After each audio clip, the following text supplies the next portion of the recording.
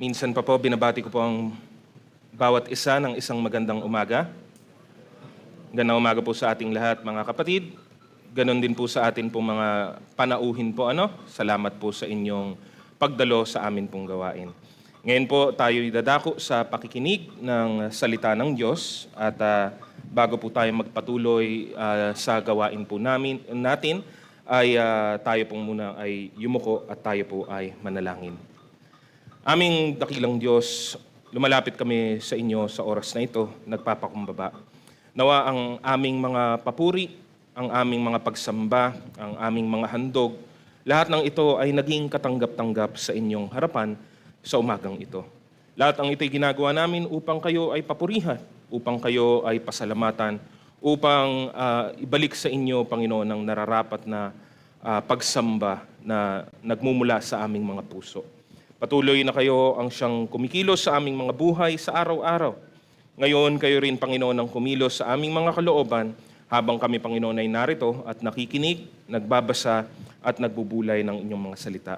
Patuloy na samahan kami at manahan sa amin ang banal na Espiritu. Magkaloob siya ng karunungan na kailangan namin para maunawaan namin ang lahat ng mga ito. At sa pagtatapos ng ito, kayo lamang, Panginoon, ang siyang mapapurihan, kayo lamang, Panginoon, ang siyang maitaas, at ang pangalan lamang ninyo ang siyang maluwalhati sa aming kalagitnaan. Maraming salamat, Panginoon. Ito ang aming dalangin sa pangalan ng aming Panginoong Jesus. Amen. Sa atin naman pong mensahe ngayon, nung mga nakaraang linggo po, atin pong narinig ang mga mensahe ukol sa katotohanan patungkol sa kaharian po ng Diyos, or the Kingdom of God, or also known as the Kingdom of Heaven, kung paano po ito ipinahayag sa salita po ng Diyos. Yung nakaraang linggo lamang, ang naging focus po ng atin pong pakikinig ay patungkol po sa pagpasok o yung entrance po sa kanyang kaharian. Ngayong alam natin na ang kaharian ng Diyos ay naging malapit na po, o lumapit na po ito sa atin sa pamamagitan ng buhay at mga ginawa ng ating Panginoong Hesukristo. Naiiwan pa rin po yun pong atin pong responsibilidad ng atin pong pagtugon o pagtanggap sa magandang balitang ito na dumating. Atin itong napakinggan sa pamamagitan ng salita ng Diyos, kapahayagan ng kanyang ebanghelyo. Ngayon, dumating na nga po ang kanyang kaharian at dapat higit sa lahat ang siguraduhin po natin ay tayo ay bahagi ng kaharian pong ito. There is great value in hearing about the kingdom of God, of knowing about the kingdom of God, but that value would be pointless kung wala naman po itong maidudulot na pagbabago sa atin pong buhay. Kung narinig natin o naririnig natin ang patungkol sa kaharian ng Diyos, siguraduhin natin na, ay, parte nga ako nito. Bahagi nga ako nito. Kasali nga ako dito at hindi ako, alam mo yon, nanunood lang sa gilid po. So yun po yung mahalagang punto po nung nakaraan. Ang mensahe naman po natin ngayong umaga ay patuloy sa pag-unawa po ng kahalagahan at ng kapahayagan ukol sa kaharian ng Diyos sa buhay po natin, ayon pa rin po sa katotohanan galing po sa Biblia. Ang kaharian po ng Diyos ay isang napakahalagang tema sa Ebanghelyo, yung mga Gospels po na isulat. At mismo kaya ito mahalaga dahil si Jesus ang siyang nagturo patungkol po dito habang siya po ay nandito sa lupa at kanyang isinasagawa ang kanyang ministeryo. Ngunit marami sa kanyang mga tagapakinig, narinig man po nila ang mga katotohanan ito, hindi po nila ito naunawaan po talaga kung ano ang ibig sabihin. Mapalad po tayo dahil ngayon nahayag na po ang kabuuan o ang pangkalahatan ng kasulatan para atin pong unawain, pag-aralan at mapagbulay-bulayan. Kumpleto na po yung kapahayagan ng Diyos sa atin pong buhay po. Kaya ang atin pong maging bahagi ay talagang intindihin at unawain ang lahat ng mga sinabi ni Jesus patungkol po dito. At magkaroon po ito ng tunay na impact sa atin pong buhay bilang mga mananampalataya. Tungayan po natin ang atin pong mensahe, pamagat po ay The Revelation of God's Kingdom. Many times Jesus talked about His kingdom, the kingdom of God, the kingdom of heaven, and much emphasis was given throughout the ministry and life of Jesus Christ. We should be aware of these truths. No? At yun po yung atin pong titignan. Number one, let us see the kingdom of God revealed. No? Ayun nga po, paulit-ulit po ang pahayag ng atin pong Panginoon ukol sa maliwanag na pagdating ng kaharian ng Diyos. Although makikita po natin na sentro ito sa bagong tipan ng mga aklat, malalaman din po natin yun pong pundasyon po nito ay maliwanag naman pong ipinahayag magmula pa po ng lumang tipan. Katunayan, kahit nga po yung pagiging kaharian ng Israel ay bahagi po nito, no? So that the people would know, would understand, would by comparison realize yun pong ano ba ang layunin po ng Diyos sa kanyang paghahari sa buhay ng mga taong pinili po niya, no? Naging maliwanag lamang po talaga ang kanyang layunin nang dumating na po ang ating Panginoong Jesus. Tignan po natin ang letter A, the nature of His kingdom, no? Dalawang malawak na aspeto ang atin pong makikita patungkol sa kaharian ng atin pong Diyos. Sa mas malawak pong paraan, pinapahiwatig po nito ay ang paghahari po ng Diyos. Ang Diyos ay hari, period. Ang Diyos ang may likha. Ang Diyos ang soberenya sa lahat ng bagay, no? He is creator, He is owner, He is ruler, He is leader, He is Lord of everything. By virtue na siya po ang Diyos at lahat ng bagay ay nagmula po sa Kanya. Well, at the very least, lahat ng mabubuti at magagandang bagay ay nagmula po sa Kanyang kalooban. He is sovereign over all that is before Him, over all of creation. No? Bago pa nga po naitatag ang Israel bilang kaharian, He was already the monarch of all. No? Ilang mga talata po sa aklat ng mga awit ang nagpapahayag ng papuri sa Diyos sa ganitong paraan. Awit 93, 1 and 2. Sabi dito, kayo ay hari, Panginoon, na dadamitan ng karangalan at kapangyarihan. Matatag ninyong itinayo ang mundo, kaya hindi ito matitinag. Ang inyong trono ay naitatag na simula pa noong una. Naroon na kayo noon paman. Ang sabi naman po sa 103 verse 19, itinatag ng Panginoon ang kanyang trono sa kalangitan at siya'y nagahari sa lahat. No? It shows a picture of God, great, powerful, and in control of everything. Walang anuman pong nangyayari, nagaganap nang hindi niya po nalalaman, higit pa po doon nang hindi po dumadaan po sa kanyang pasya. No? Everything is subject to Him. No? Lahat po ay nasa kanyang pamamahala. No? At ito po ang katotohanan kahit po sa panahon po natin sa kasalukuyan. No? Sa ganitong paraan, lahat ng nilikha ng Diyos ay nakapailalim pa rin po sa kanyang pamamahala. Alam mo man ito o hindi, gusto mo man ito o hindi. Kahit ang sanlibutan, kahit ang mga hindi mananampalataya, kahit ang mga demonyo ay nasa ilalim pa rin po ng kanyang kapangyarihan. Nothing is equal or even greater than God. No? And that is what the King of Kings looks like, no? As shown to us by Scripture. No? Yun po ay undeniable fact po ng kanyang pagiging Diyos. No? Overall po yung tinutukoy po dito. Pangalawa naman po, sa mas partikular na paraan, pinapahiwatig din po ng kaharian ng Diyos ang paghahari ng Diyos sa puso at buhay ng mga taong sumasampalataya sa Kanya. No? Ang mga taong nagkaroon ng maganda o tamang relasyon sa Diyos, gaya ng Kanyang mga tinawag na lingkod sa lumang tipan. Kahit ang Israel, saan po ba nagbunga ang Israel dahil po sa pagtugon ng panawagan ng Diyos kay Abraham? No? Because of Abraham's, bago pa siya naging Abraham, Abram lang po ang kanyang pangalan, ano? Dahil po sa kanyang pagsunod sa tawag ng Diyos. No? It is the spiritual rule of God in the hearts and minds of those who submit and surrender themselves to God. No? Ngayon sa definition pong ito o sa aspetong ito, ang mga taong ayaw pasakop sa Diyos, yun po yung maliwanag na nagiging linya.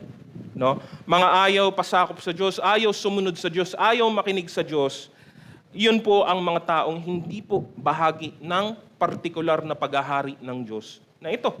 Gaya po ng nabanggit ni Apostol Pablo sa aklat po ng Galacia, Kabanatang 5, 11 hanggang 21. No? So sabi po dito, hindi maikakaila ang mga hilig ng laman, pakikiapid, kahalayan at kalaswaan, pagsamba sa Diyos-Diyosan, pangkukulam, pagkapuot sa isa't isa, pag-aaway-away, pagseselos, pagkakagalit at kasakiman, pagkakampi-kampi at pagkakabahabahagi.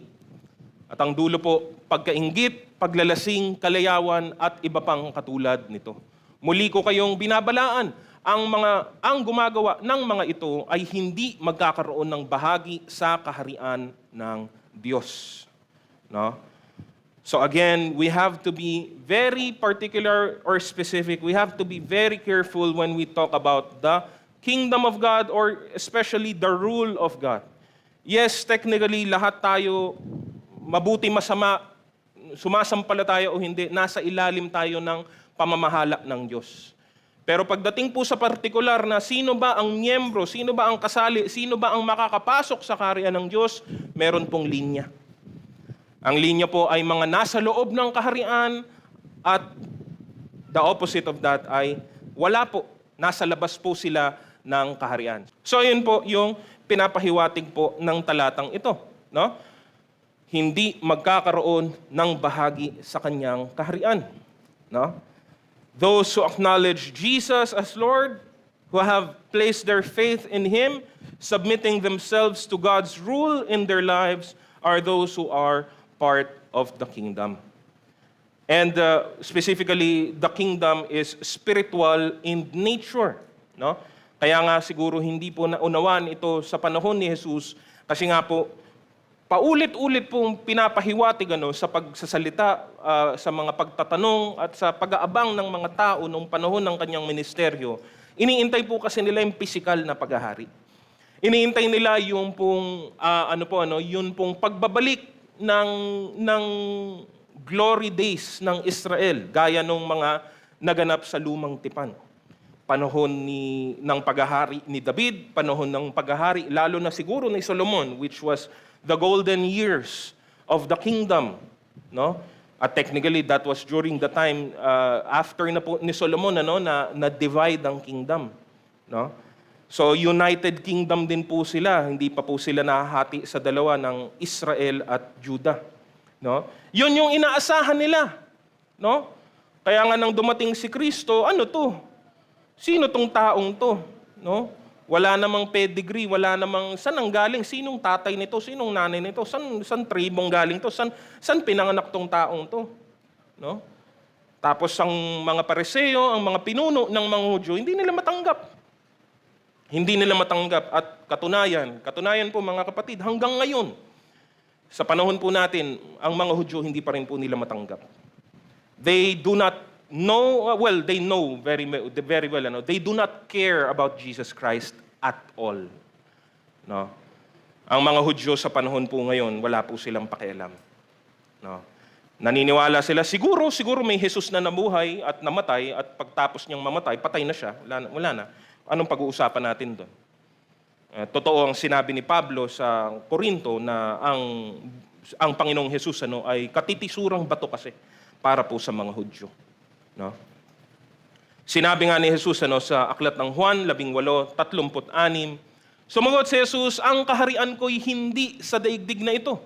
Kung sa daigdig na ito ang aking kaharian, ipinakipaglaban sana ako ng aking mga tauhan at hindi na ipagkanulo sa mga Hudyo. Ngunit, hindi sa daigdig na ito ang aking kaharian. His kingdom is not of this world. No? Hindi natin to literal na hinahanap na parabang lugar sa mapa, na parabang syudad dito sa lupa. No? His reign is now being established in the lives of those people, of us, of those who acknowledge Christ, of those who believe in Him, of those who hold to His power of resurrection. No? At sila tong mga nagsuko ng kanilang mga buhay sa Kanya. No? Pangalawa po, letter B, the revelation of this kingdom, it is both current and eternal. No? Sa ganung paraan, may dalawang bahagi din po dito. No? Kung paano din po ito ipinahayag sa salita ng Diyos. Ito ay eternal because ultimately, dun po tayo papunta. Yun po ang atin pong inaabangan, inaasahan, at higit sa lahat siguro ay inaasam ng bawat mananampalataya. Ang pagtatapos o ang pagwawakas ng lahat ng bagay para po ma-realize na ang mga ipinangako ng Diyos, ipinangako ni Kristo sa kanyang muling pagbabalik. Ilang mga talata po nakasulat sa 1 Korinto 15:22 hanggang 26. Sapagkat kung paanong mamamatay ang lahat dahil sa kanilang kaugnayan kay Adan, gayon din naman mabubuhay ang lahat dahil sa kanilang kaugnayan kay Kristo. Ngunit ang bawat isa'y may kanya-kanyang takdang panahon.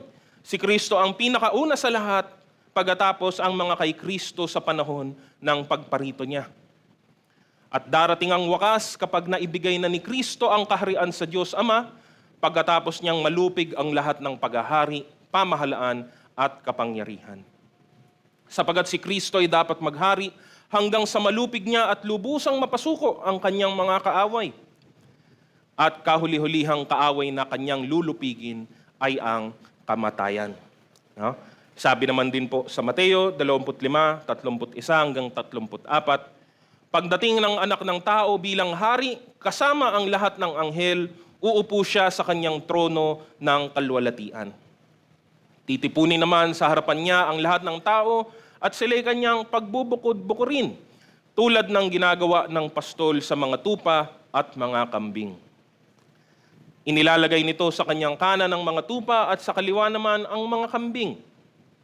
Kaya't sasabihin ng hari sa mga nasa kanan niya, halika kayo mga pinagpala ng aking ama, pumasok kayo at tanggapin ang kahariang inihanda para sa inyo mula pa ng likhain ang daigdig. No?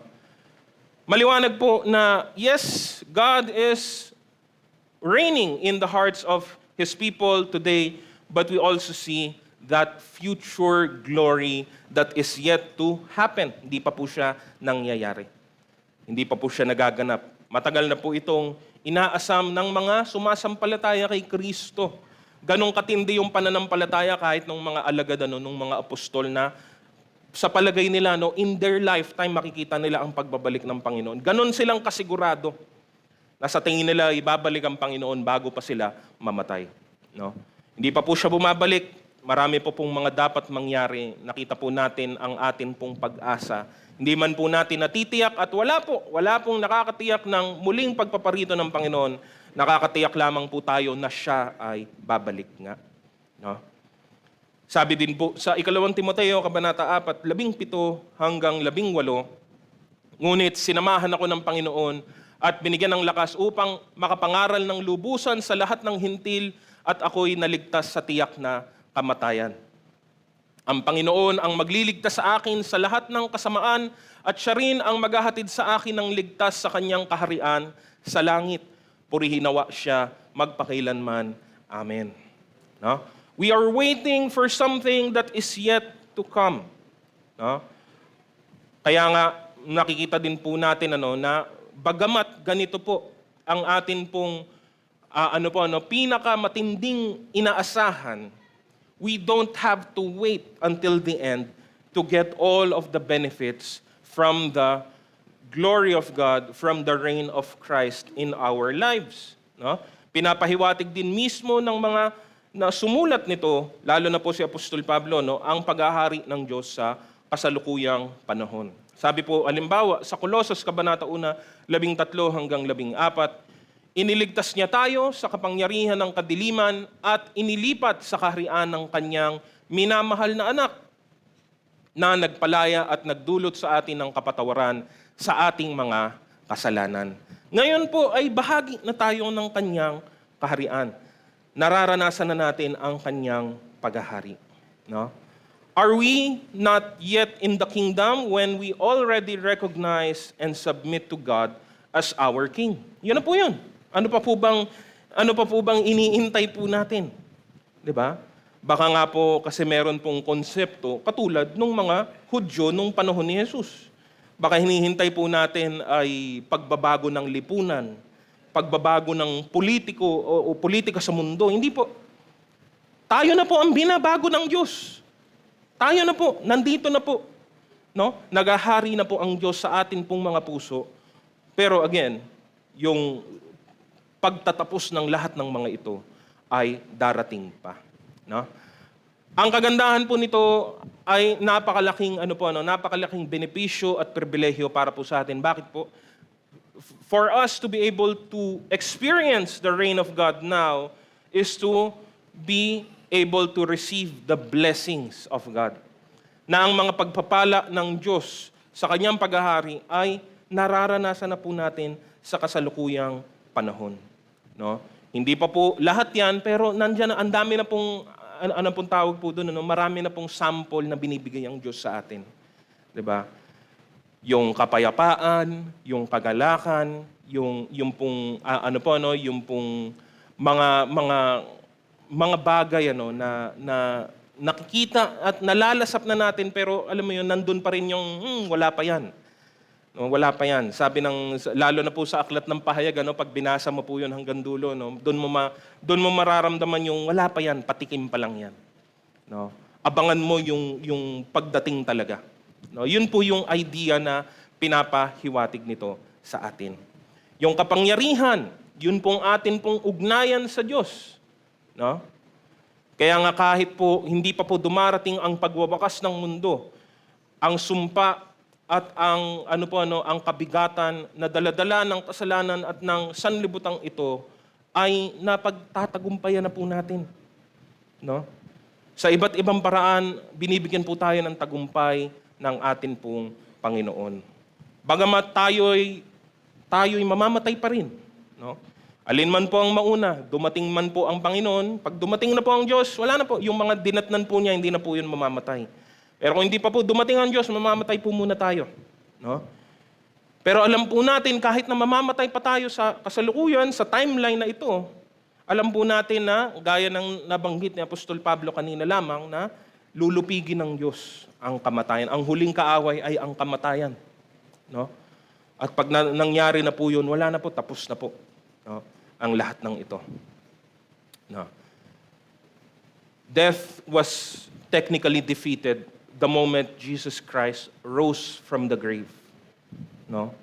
Hindi pa po nangyayari, pero alam mo, parang ang hirap pong ilagay sa ibang paraan po, no? Pero para bang nakatingin ka sa isang laban, alam mo yon, kompetensya o sports, na kahit hindi pa nangyayari yung labanang ito o yung paligsahang ito, alam mo na kung sino ang panalo.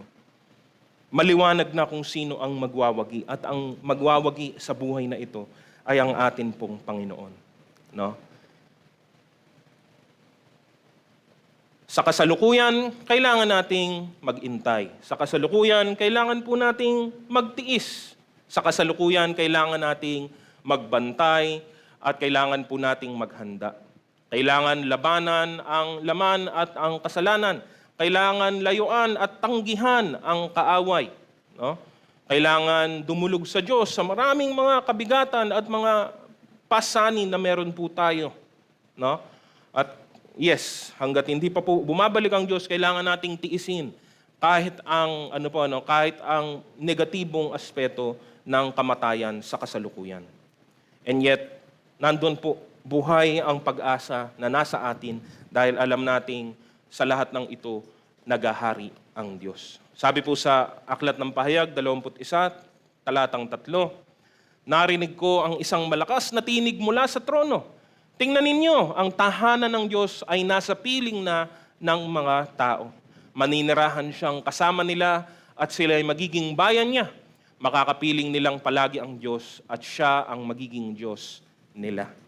No? Pero hindi pa po ba nangyayari yan ngayon? Nangyayari na po yan ngayon. Amen po ba? Pero pagdating po ng panahon na yan, kasi wala na pong ibang distraction. Wala na po tayong ibang alalahanin, wala na po tayong ibang problemahin, pati ang kaaway, wala na po by that point. No? So it is, gaya ng sabi po ng atin pong punto, it is both current, no? Kasalukuyan, pero ito din po ay pangwalang hanggan na atin pong inaabangan. No? So, let us not desire just a physical kingdom. Siguro wala naman pong masama na naisin o ipanalangin o hilingin sa Diyos na ayusin ang buhay natin dito sa lupa. Dahil nandito pa rin naman po tayo at hindi naman po natin yung dinideny. Umiikot ang ating mga panalangin sa atin pong mga pinagtitiisan at mga pinagdadaanan sa kasalukuyan. Pero yun po yung kagandahan eh. No? We need just enough to get by. Yun lang naman po yung kailangan talaga. Yung punuan lang ng Diyos yung pangangailangan natin habang nandito tayo. Kasi alam dapat natin, maliwanag po dapat sa atin na hindi naman talaga tayo pangmatagalan dito sa lupa. Maliwanag sa atin na ang pagtatapos at pagwawakas ng lahat ng bagay, kasama po doon ang pagwawakas din po ng mundo. No? Kaya't atin pong inaabangan at inaasahan ang isang kaharian na walang katulad. No? Sabi po sa unang Juan, Kabanata 2, 17, mawawala ang sanlibutan at ang lahat ng kinaumalingan nito. Ngunit ang mga sumusunod sa kalooban ng Diyos ay mabubuhay magpakailanman. No? So yun po dito sa unang bahagi. Pangalawa po, it is about inheriting the kingdom of God. Paano tayo magiging bahagi po nito ng napakahalagang punto nga po kahit po kanina sa atin pong pasimula. Ano? How do we find the kingdom? Many have heard of the kingdom, but do they see it as something valuable? Do they see it as something that adds to their lives? Or is it something na, alam mo yon, may mga bagay na darating sa buhay mo na pwede mong, tsaka na lang, no, sa susunod na lang, titignan ko muna, pag-aaralan ko muna ang mga bagay na ito. Kasi mismo ang atin pong Panginoong Hesus ay nagturo. Ginamit niya ang talinhaga para po ipaunawa sa mga tao ang patungkol sa kanyang kaharian. Mababasa po natin ang mga salitang ito sa Mateo 13, 44 hanggang 46. Sabi po, ang kaharian ng langit ay katulad ng kayamanang nakabuon sa isang bukid. Nahukay ito ng isang taong ngunit agad itong tinabunan. Tuwang-tuwa siyang umalis at ibinenta ang lahat ng kanyang ari-arian upang bilhin ang bukid na iyon. Ang kaharian ng langit ay katulad din ng isang negosyante na naghahanap ng mga mahaling perlas. Nang makakita siya ng isang perlas na napakahalaga, umuwi siya at ipinagbili ang lahat ng kanyang ari-arian at binili ang perlas na iyon. No? Dalawang magkaibang talinhaga na may pagkakaparehas po, no? Pinahalin tulad ang kaharian ng Diyos sa isang kayamanan, no? Isang yaman na nakatago sa sa lupa o isang yaman na nakita sa napakagandang perlas, no? At parehas sa dalawang pagkakataong ito pinakita ng Panginoon sa talinhaga na ang nakatagpo nito ay ipinagbili ang lahat ng meron siya para lang makamtan yung kayamanang kanyang natagpuan, no? Ano ang ibig pong sabihin nito? Ganon na lamang po dapat ang maunawaan o ganun dapat po maunawaan ng mga tao ang kaharian ng Diyos. Dito nabanggit kaharian ng langit, no? The kingdom of God is valuable, no? Valuable. Natatawa po ako sa English kasi yung salitang valuable at invaluable parehas lang po sila ng ibig sabihin, no? Valuable, mahalaga. Invaluable, hindi po matukoy ang kanyang kahalagahan, no? Na hindi po masukat ang kanyang halaga. It means basically the same thing, no? Nang makita ito ng tao sa talinhaga, ginawa niya ang lahat para lang makamtan ang bagay na ito, no? And again, we see agad-agad we can understand what Jesus is trying to say, to point out. No? Ganun na lamang ang halaga ng kaharian ng Diyos na dapat ang mga taong makatagpo nito. No? Dapat handa silang iwan ang lahat, ipagpalit ang anuman para lang makamtan ang bagay na ito. It is worth giving up everything else just to obtain it. No? Tignan po natin ang ilang mga bagay patungkol po dito. Letter A, what do we gain? Ano ba ang makukuha po natin? Why is the kingdom of God of such great worth? No? Who would do that? Bakit mo pagpapalit ang lahat ng meron ka para lang dito? No? Ang isang talata, ang mga talata nagpapahiwatig ng kahalagahan po ng kaharian ng Diyos, matatagpuan po natin sa pamilyar na mga talata sa Epeso Kabanata 2, talatang 1 hanggang 9. No? Kasi tignan po natin yung atin pong kalalagayan, bago ko po basahin, tignan po natin yung atin pong kalalagayan. Ano ba ang atin pong kalalagayan? Ano ba ang atin pong katayuan? Sino po ba tayo sa harapan ng Diyos? Ano bang meron sa atin? Ano bang inaasahan natin? Saan po ba tayo papunta? Maraming tao, hindi nila talaga nauunawaan ang mga kasagutan sa mga bagay na ito. They just go through life through the motions of living without ever realizing the important truths that come from God. No? Kaya nga, sa pamamagitan ng kapahayagan ng salita ng Diyos, naunawaan po natin yung atin pong kalalagayan. Basahin po natin, talatang 1 hanggang 9. Noong unay patay kayo dahil sa inyong mga pagsuway at mga kasalanan.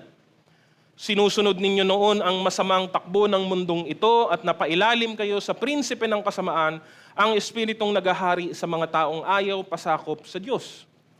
Ang totoo, tayong lahat ay dati ring namumuhay ayon sa ating laman at sumusunod sa masamang hilig ng katawan at pag-iisip.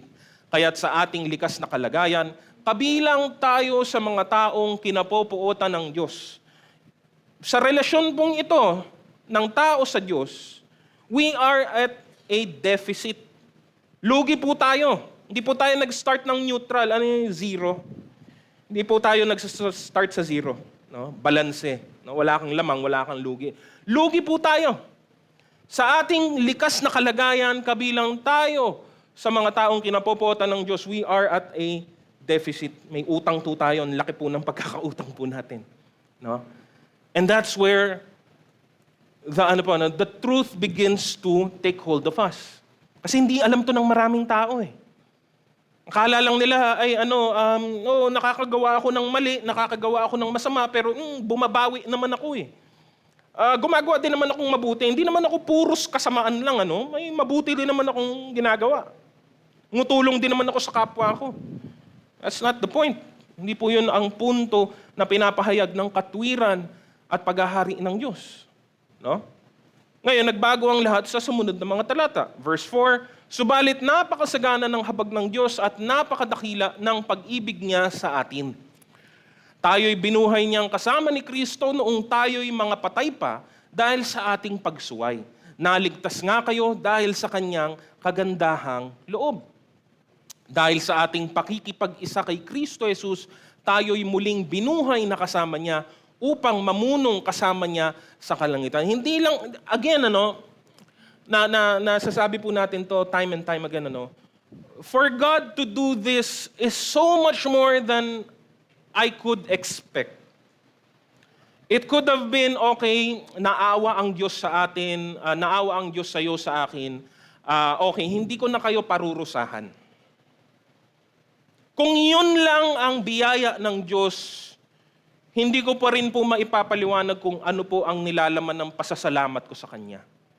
Kanina lang ako'y pupunta ng impyerno, kanina lang ako'y paparusahan dahil naman talaga sa aking mga pagsuway ngayon, hindi na ako paparusahan. Kung yun lang ang tinanggap natin magmula sa Diyos at wala na pong iba, yun lang, hindi ka lang paparusahan na, ay talagang abot pa rin po ng langit ang saya at ligaya ko po. Kanina lang papatayin ako. Kanina lang pahihirapan ako, ngayon hindi na. And yet the gospel, the life of Christ gives us so much more.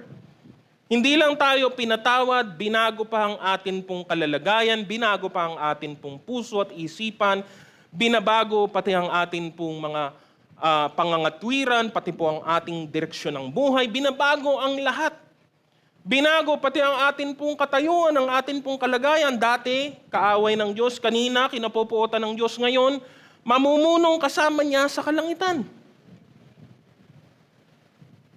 We should really understand kung ano po yung ginawa ng Diyos. Kung bakit ganun po yung paliwanag ni Jesus patungkol sa kaharian ng langit. No? Verse 7, ginawa niya ito upang sa darating na mga panahon ay maipakita niya ang di masukat na kasaganaan ng kanyang kagandahang loob sa pag-ibig niya sa atin sa pamamagitan ni Kristo Jesus. Sapagat dahil sa kagandahang loob ng Diyos, kayo ay naligtas sa pamamagitan ng pananampalataya at ang kaligtasang ito'y kaloob ng Diyos at hindi sa pamamagitan ng inyong sarili. Hindi ito bunga ng inyong mga gawa kaya't walang dapat ipagmalaki ang sinuman. No? Before Jesus, before the gospel, we all were dead. Physically alive but spiritually dead. Walang ibang pinapanginoon kundi ang laman o hindi kaya ang mundo o di kaya ang namumuno dito ang kaaway, ang dyablo. No? By our very condition and nature, the wrath of God was upon us. Pero nagbago ang lahat nang dumating si Kristo. Dahil sa Kanya, dahil ito, ugat ito lahat sa pag-ibig ng Diyos na naipakita sa atin sa pamamagitan ng habag ng kagandahang loob, dumating si Kristo. Na? Inako niya ang kasalanan at ang kaparusahan nito at pagkatapos ay nabuhay siyang muli. Pinapahayag na kahit ang kamatayan ay wala pong kapangyarihan sa Kanya. No?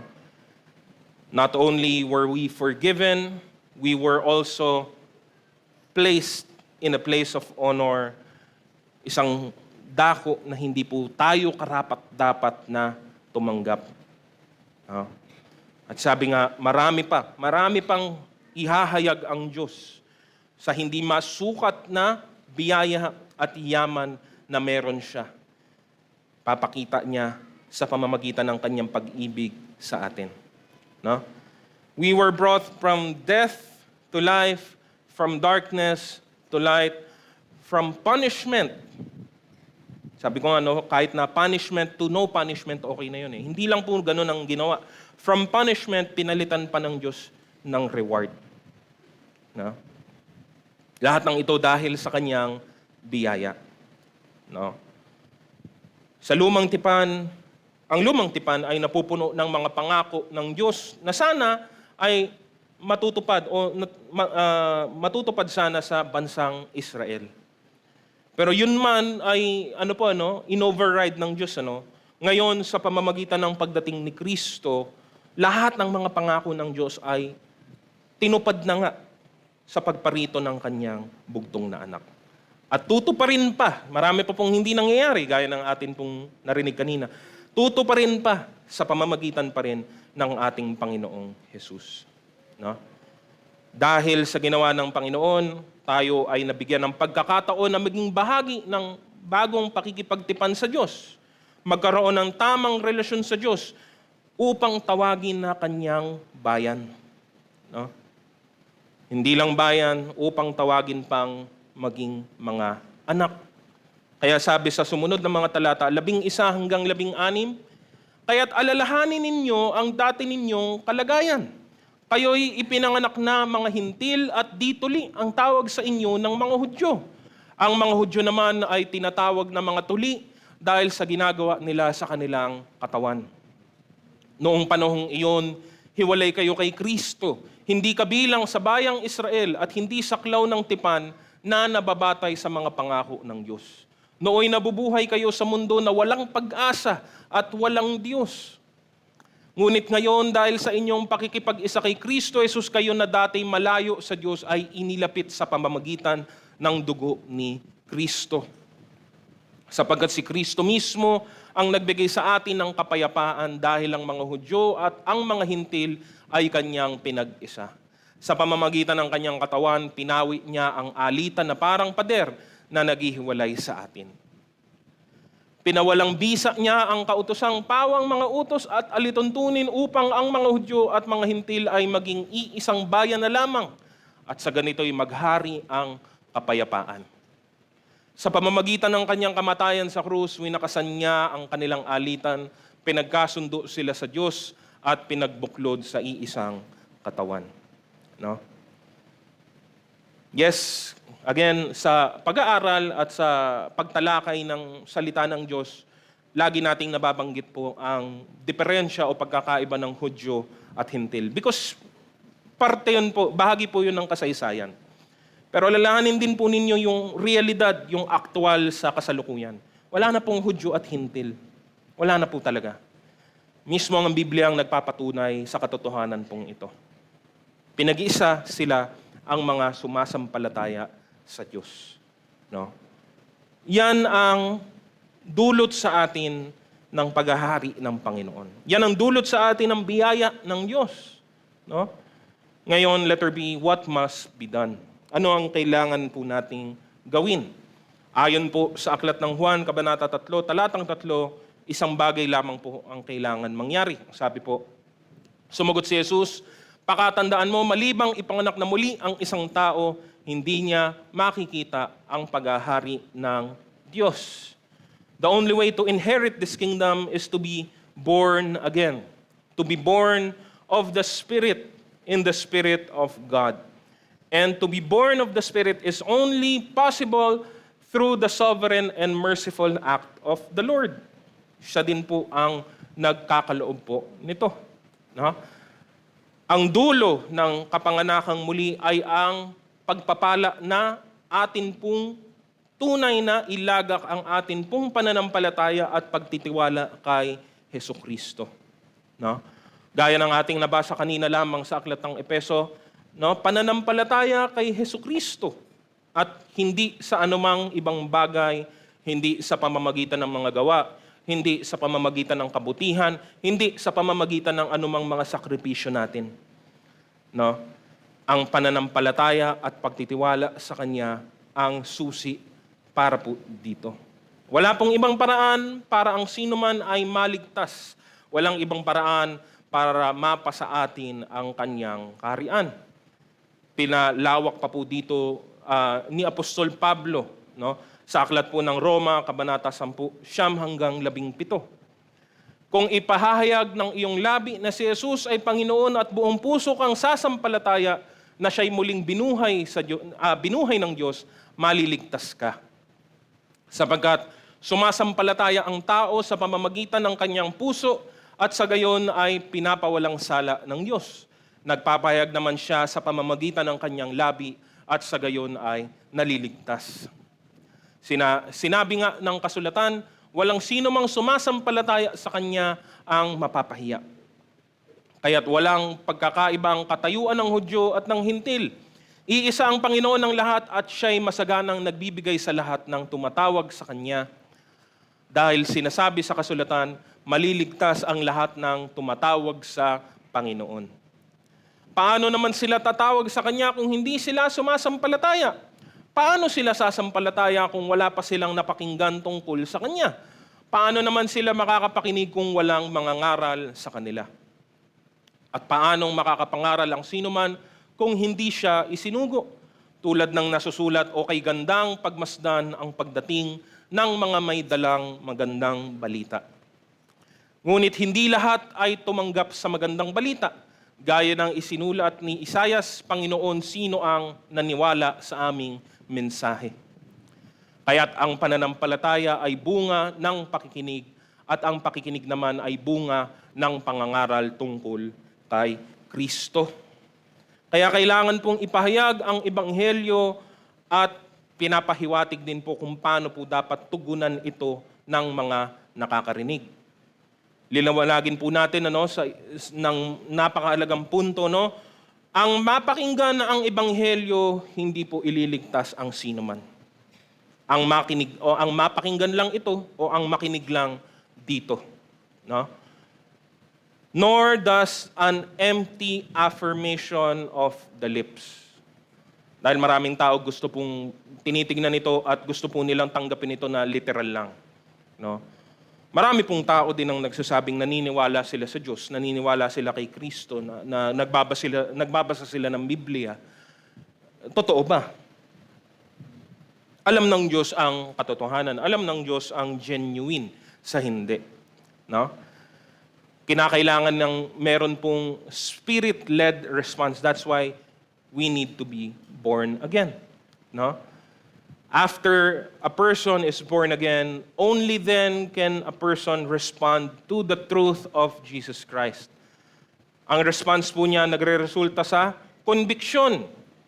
Pagsisisi na ultimo nagdudulot ng pagbabago ng buhay. No? Ang pananampalataya sa Diyos, kinakailangan po ng inward submission, no? Sa kalooban ng Diyos and an outward action of obedience. No? Kung sa literal mo lang gagawin, no, believe and confess with your mouth, marami na pong gumawa niyan at marami pa rin po ang mapapahamak. It is a real experience, a spiritual renewal of imparting of life to us. Kaya nga po napakahalaga, yun pong patuloy na pagpapasakop sa kalooban ng Diyos. Kasi yun po yung nasusukat po natin sa atin pong sarili. Doon natin nalalaman at nasisigurado sa ating sarili kung tayo nga ba ay namumuhay na sa pagkabago ng buhay na pinagkaloob ni Kristo. No? That is what must be done. Kaya't ang panghuling katanungan, letter C, who is willing? No? Sino ba talaga ang may gusto? No? Sino ba talaga ang nakakaunawa? No? Alalahanin natin ang sinabi ni Jesus sa simula ng kanyang ministeryo, Marcos Kabanata 1:15. Sinabi niya, dumating na ang takdang panahon, malapit nang maghari ang Diyos. Kaya magsisi na kayo, talikuran ang inyong mga kasalanan, paniwalaan na ninyo ang magandang balita. No? Ito'y paulit-ulit na tema sa ministeryo ng Panginoon. Repent and believe, for the kingdom of God is at hand. Are you willing to do what is needed? Are you aware of what God is offering you? Are you also aware of what will happen when you reject this? No? Ngayon, again, lagi ko pong binabanggit yun pong katalinuhan po ng mundo. No? Kasi kung pwede lang, ang gagawin po ng mas maraming tao ay, sige, tatanggapin ko yung offer na yan kapag convenient or pinaka-convenient na sa buhay ko. Sa katusuhan at katalinuhan ng sanlibutan yan ng kanilang kaisipan. No, gagawin ko na muna lahat ng gusto ko at pag naubos ko na yon, tsaka ko na lang i-entertain yun pong ino-offer ng Diyos sa akin. Well and good, ang sasabihin ko po, magaling ka, matalino ka. Kung ganun nga ang talagang laging mangyayari. Pero ang katunayan, wala pong kasiguraduhan ang sino man sa kanyang buhay. Hindi ko na po naisulat, masyado pong mahaba. No? Naalala po natin yun pong talinhaga ng mayamang hangal. No? Thinking na he had all the time in the world to enjoy all of his benefits, of his treasures. Ang sabi ng Diyos sa talinhaga, mangmang. Ngayong gabi din. No? Yung gabi, bago niya i-enjoy. Yung gabi ngayon, bukas pa lang siya magsisimula ng kanyang retirement, ng kanyang enjoyment of life. Ngayong gabi din, babawiin ko ang buhay mo. Kung alam natin kung kailan tayo mamamatay, kung alam natin kung kailan tayo mawawakasan ng buhay, siguro, bakit hindi? No? Ang galing mo, matalino ka. No? Napakagaling mo na naisip mo yun na gawin mo na muna lahat ng gusto mo, tsaka mo na lang pahalagahan ang sinasabi ng salita ng Diyos. Ang problema, hindi po ganun eh. Hindi po nasusukat sa edad, hindi po nasusukat sa lakas, hindi po nasusukat sa kalusugan, ang sukat at haba ng atin pong buhay. May mga, alam mo yun, buong buhay nila, puros na lang sakit. Hanggang ngayon, buhay pa. May mga taong malusog, bigla na lang tumitigok. Because we do not hold our life and we have no certainty of it. So yung mga taong nagde-delay, putting off, tsaka na lang, tignan natin. No?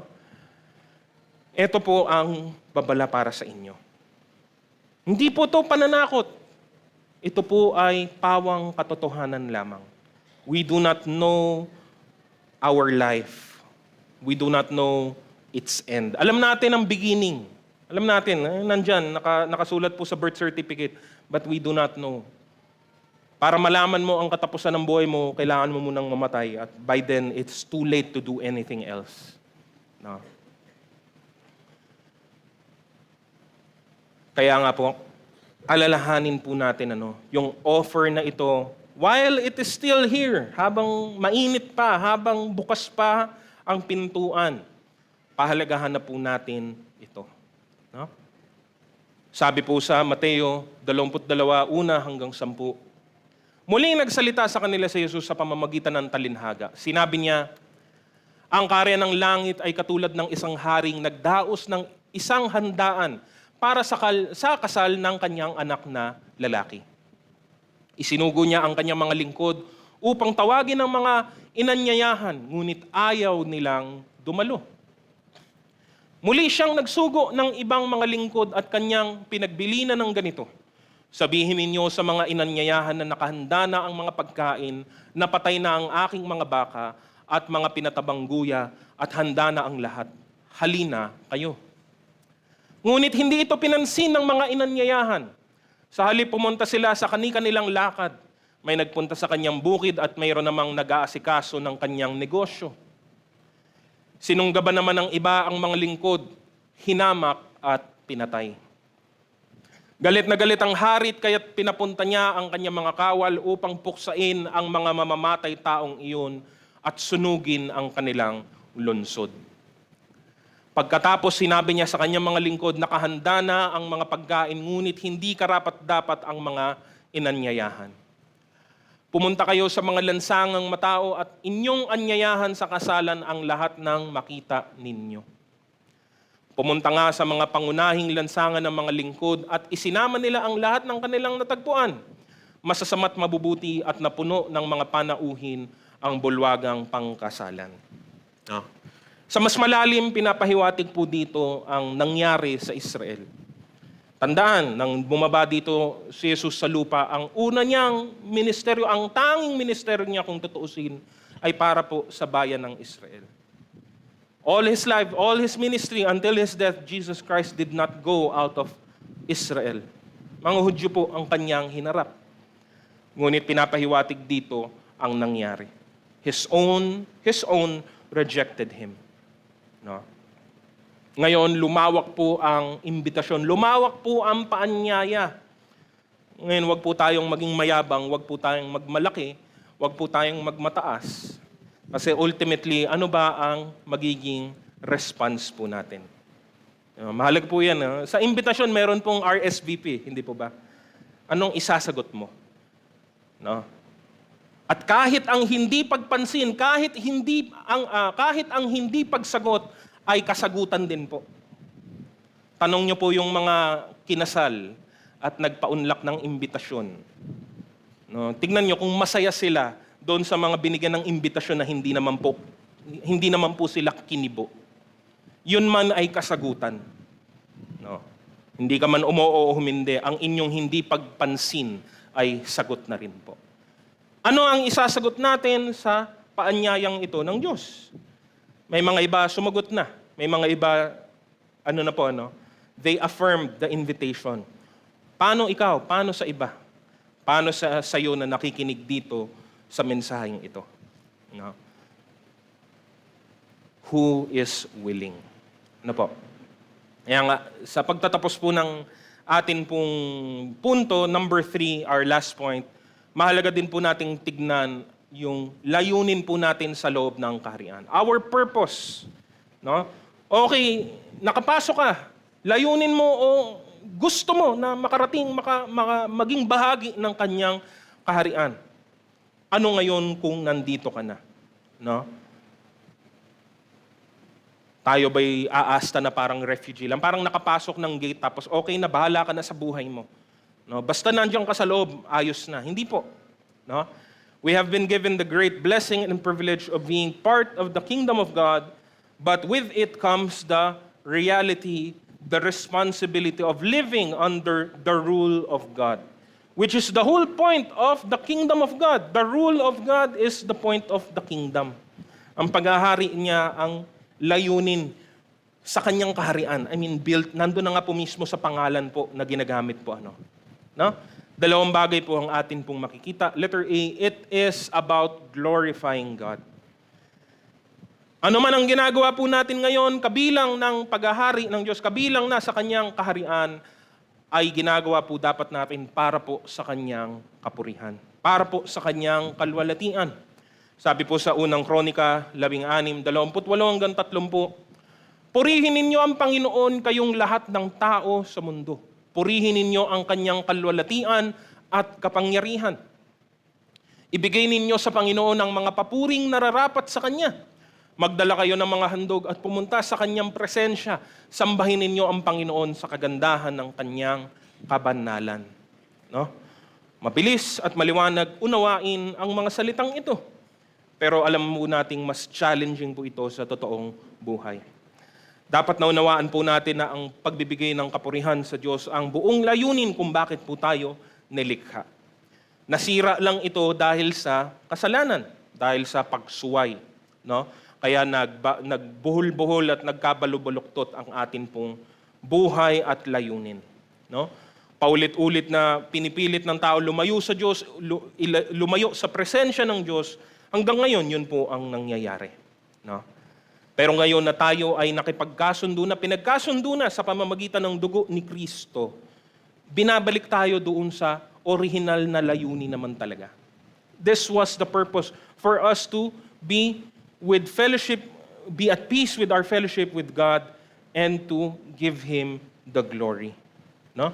Yun po dapat ang mangyari. Hindi para sa ating kapanganan, hindi po sa atin pong kasarapan. No?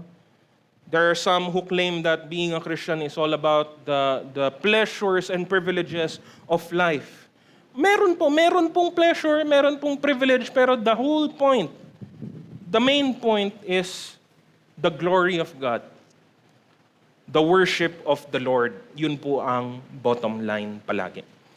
Lahat ng ginagawa ng Diyos, lahat ng ginawa ni Kristo. Ba't ginawa ni Kristo? Bakit siya nagpasakop sa Ama? Bakit niya sinunod ang kalooban ng Ama? Para ibigay ang papuri sa Kanya. At yun din po ang atin pong dapat ginagawa. Magkaroon tayo ng puso at espiritu ni Juan Bautista nung nabubuhay pa po siya. Na buong puso niyang niyakap ang panawagan ng Diyos sa kanyang ministeryo sa layunin na binigay sa kanya. Ang ipahayag ang pagdating ng Mesiyas at ipahayag ang kalwalatian nito. Ano ang sabi po niya sa Aklat ng Juan, Kabanata 3, 25 hanggang 30. Minsan nagkaroon ng pagtatalo ang mga alagad ni Juan at ang isang Hudyo tungkol sa ritual ng paglilinis. Kaya't pumunta sila kay Juan at sinabi sa kanya, Guro, naalala pa po ba ninyo ang lalaking kasama ninyo sa ibayo ng Hordan na inyong pinatotohanan? Siya po ay nagbabautismo rin at nagpupuntahan sa kanya ang lahat. Sumugot si Juan, walang sino mang tatanggap ng anuman, malibang ito'y ipagkaloob sa kanya ng Diyos.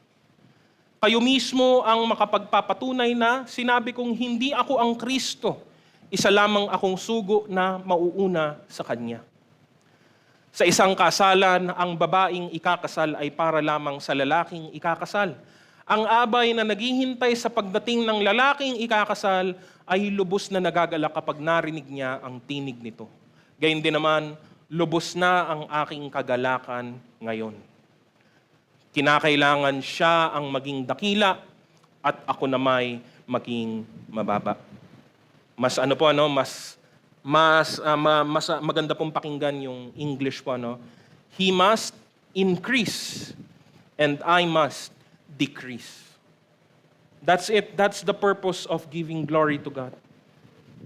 Gagalit yung mga tagasunod ni Juan. Yung alagad pa yung nagalit para kay Juan. Na, yung binautismo ninyo ngayon, nagbabautismo na rin. Si Jesus po yun. Pinaliwanag ni Juan, ano bang pinaliwanag ko sa inyo noon pa? Ang layunin ko lang naman ay ituro siya. Hindi ako ang tagapagligtas. Wala ako. Ako lang yung nauna sa kanya. Ituturo ko kung sino ang tunay na tagapagligtas. At ngayong nangyari na nga, dumating na siya, natupad na yung aking layunin. No? Ano ngayon kung ganito ang nangyayari? Ano ngayon kasi may context po dito na yung mga dating sumusunod kay Juan Bautista, ngayon isa-isa nang naglilipatan, sumusunod na kay Kristo. Para kay Juan Bautista, wala pong problema doon. That's the whole point, ang sabi niya. Yun nga ang punto. Kinakailangan siya ang maging dakila at ako na may maging mababa. No? It is about glorifying God, and letter B, it is about submitting to His authority. No?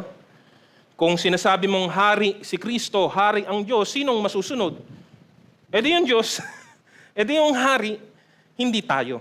Hindi yung gusto natin, hindi yung hilig natin, hindi yung mga naisin natin, mga pagnanasa natin. No? But again, easier said than done. No? Madali pong isipin at unawain. Madali pong sabihin, mas mahirap pong gawin. It's one of the main challenges of our life. No? Being independent, being individual, being on our own. Maraming tao na sanay po sa ganyang pamumuhay. Well, yan po ang sinasanay na pamumuhay dito po kasi sa mundo.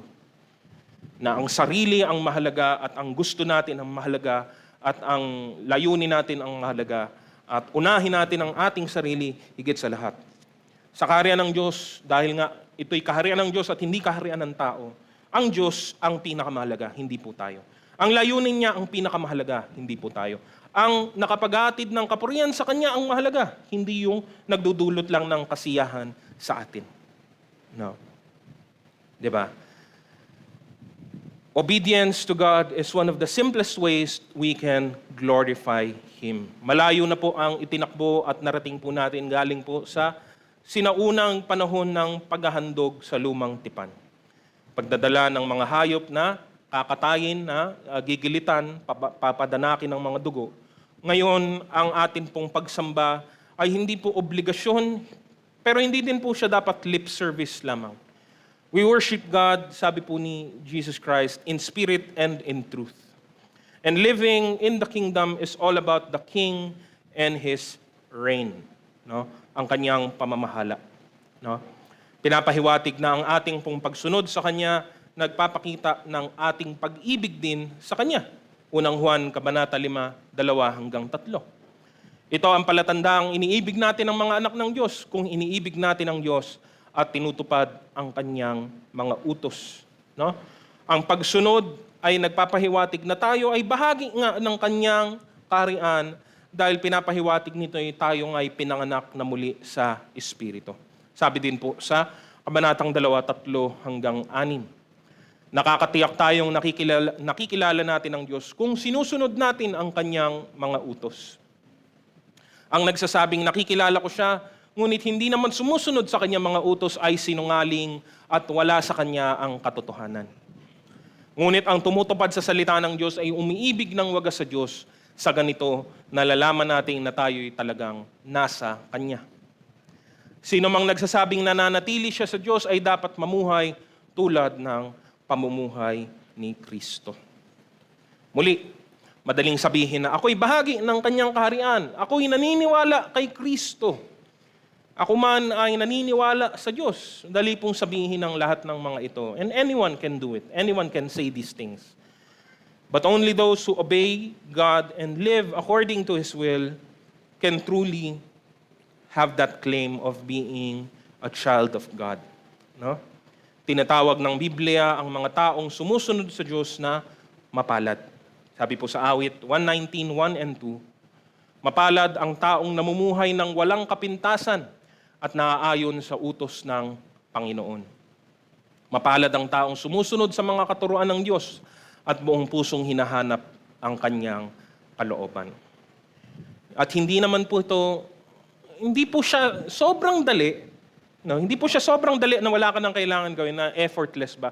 Pero sa isang banda, hindi naman din po siya sobrang hirap na para bang kailangan mo munang magpakamatay bago mo magawa ang mga bagay nito. Tamang ano lang po, tamang challenge lang po. Kasi yun po talaga ang dadalhin po sa atin when we obey. Obeying God means putting God first. It means putting yourself, your interest behind. No? Hindi yun ang mahalaga. No? Kasi ang kagandahan, nalalaman po natin, nasisigurado natin na ang Diyos ay mabuti. Ang Diyos ay mabuti. Amen po ba? Ang Diyos ay mabuti at ang lahat ng kanyang mga layunin ay pawang kabutihan.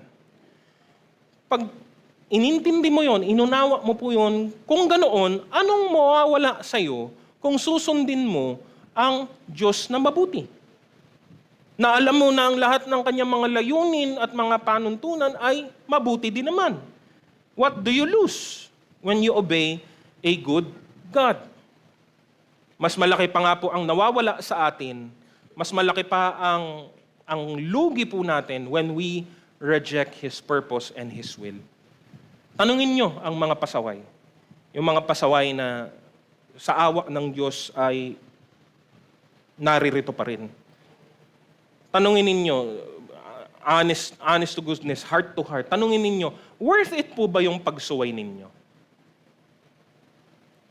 Tanungin nyo personal, huwag nyo pong tanungin sa grupo. Tanungin nyo personal, worth it ba? Ano bang, may nakuha ba kayo? And I would tell you, kahit na hindi ko po alam, hindi ko po kilala, ang paniguradong sagot po dyan ay hindi worth it yun. Hindi worth it. Pinagpalit ko yung pansamantala para sa walang hanggan. Hindi worth it po yun. No. If we are Christians under the reign of the Lord, of our Lord and Savior, of the King, then it is our duty to obey His authority. No? Bigay natin ang kalwalatian sa Diyos at sundin natin ang Kanyang kalooban. No? So, alalahanin po natin ang tinanggap natin sa pamamagitan ng ating Panginoong Hesukristo. It is something of infinite value. Wala pong maitutulad sa halaga ng kaloob na ito ng atin pong Panginoon. No? Ang pwede na lang po nating gawin ay sambahin po siya. No? Dito po ako magtatapos sa atin pong naging verse po kaninang umaga. Hebrews chapter 12 verse 28. Kaya magpasalamat tayo sa Diyos sapagkat tumanggap tayo ng isang kahariang hindi mayayanig. Sambahin natin ang Diyos sa paraang kalugod-lugod sa Kanya, sa paraang may paggalang at pagkatakot. Para po sa ating pagtatapos, no? Kasalukuyan na ang mundo sa mas malaking bahagi ay namumuhay pa rin po ng hiwalay sa Diyos. Hindi nagpapasakop sa Kanya. Pero huwag ninyong isipin, huwag niyo itong tignan sa paraan lang ng tao. Ang Diyos ay kumikilos sa puso ng bawat isang mga tao at darating ang araw na lahat po ay luluhod, lahat ay kikilalanin sino ang tunay na hari ng mga hari at Panginoon ng mga Panginoon. Mangyayari po yan, huwag ka pong magduda, huwag ka pong mag-alala, mangyayari po yan. Ang tanong na lang din po doon, parehas lamang din po ng tanong ko po kanina sa umpisa. Pag dumating ang panahon na lahat ay kikilala sa Diyos, nasaan ka? Nasa loob ka ba ng Kanyang kaharian o nandoon ka sa labas nito? Remember, all will kneel. Every tongue will confess that Jesus is Lord. No? But will you be doing it willingly or unwillingly? No? Nandiyan na po, binigay na po ang imbitasyon at ang imbitasyon ito napakamahal ng bayad po dito. Ang pinambayad po dito ay ang dugo ni Kristo. Sa pamamagitan lang ng Kanyang kagandahang loob kung paano tayo makakapasok. No? But once we enter into His kingdom, the Lord expects nothing less than our utmost devotion to Him. No? Ipakita natin sa ating pong kilos at mga desisyon ang atin pong patuloy na pagpapasakop sa Kanyang paghahari at sa Kanyang kalooban. No? Sundin natin ang Kanyang kalooban, bigyan natin siya ng kapurihan. Purihin po natin ang Panginoon.